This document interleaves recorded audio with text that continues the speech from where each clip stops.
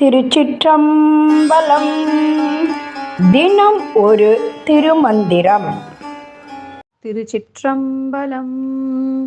தீ முதலைந்தும் திசையெட்டும் கீழ்மேலும் ஆயும் அறிவினுக்கு அப்புறம் ஆனந்தம் மாயை மாமாயை கடந்து நின்றார்கான நாயகன் நின்று நடஞ்செய்யும் மாறே. திருச்சிற்றம்பலம். திருச்சிற்றம்பலம். தீ முதல் ஐந்தும் திசை எட்டும் கீழ்மேலும் என்று தொடங்கும் பாடலை காணலாமா? தீ முதல் ஐந்தும் திசை எட்டும் கீழ்மேலும்.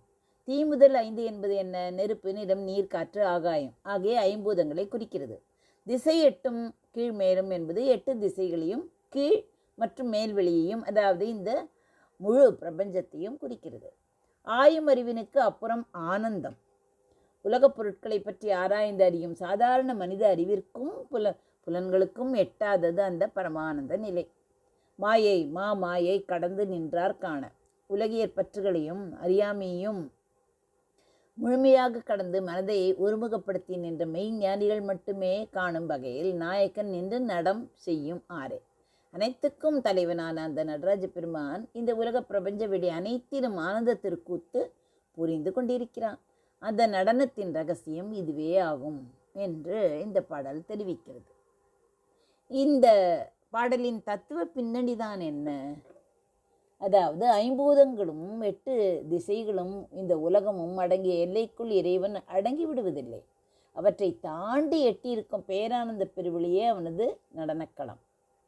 உலகியல் மாயைகளை சிக்கி தவிக்கும் வரை இறைவனின் திருக்கூத்தை காண முடியாது. ஆசைகளையும் அறியாமையும் கடந்து நின்ற ஞான கண்களுக்கு மட்டுமே அவனது நடனம் அகப்படும் என்பதை இப்பாடல் ஆழமாக உணர்த்துகிறது. உலகத்தில் மனிதர்கள் நிலம், நீர், நெருப்பு, காற்று, ஆகாயம் என்றிருக்கிறதே, அந்த 5பூதங்களின் பிடியிலும் 8 திசைகளின் எல்லைகளுக்குள் சிக்கி இது எனது உடல், இது எனது உலகம் என்று பற்றுக்கோடுகளோடு வாழ்கிறார்கள். இதுவே மாயை எனப்படும் உலகியல் அறியாமையாகும்.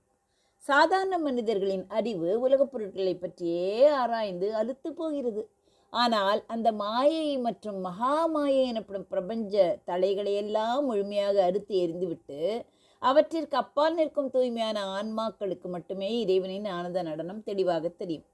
இறைவன் எங்கு நடனமாடுகிறான் என்றால் சாதாரண கண்களுக்கு தெரியாத அந்த பேரறிவுக்கு அப்பால் உள்ள வெற்றி வெளியே, அதாவது ஆன்மாவின் எல்லையற்ற அனுபவத்தில் நின்று தன் திருக்கூத்தை செய்து கொண்டிருக்கிறான்.